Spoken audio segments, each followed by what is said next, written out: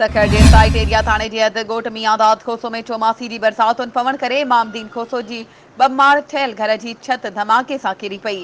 जंहिंजे नतीजे में 4 ॼणा फोत थी विया। फोतुनि में 30 वरहनि जे कश्मीर ख़ातून, 5 वरहनि जो मासूम ॿारो अयान, मिसमात रुखसाना ऐं अब्दुल कदीर खोसो ऐं यामीन खोसो शामिल आहिनि,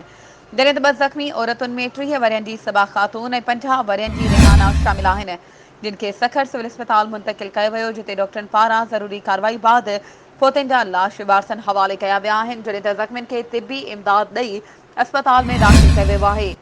होॾां घर जी छत किरण सबबि मलबे हेठां हिकु ॼणो फाथल आहे, जंहिंखे ॿाहिरि कढण लाइ इमदादी सरगर्मियूं जारी आहिनि। इलाइक़े में हाउ ॾारींदड़ वाक़े सबबि हिरास छायल आहे।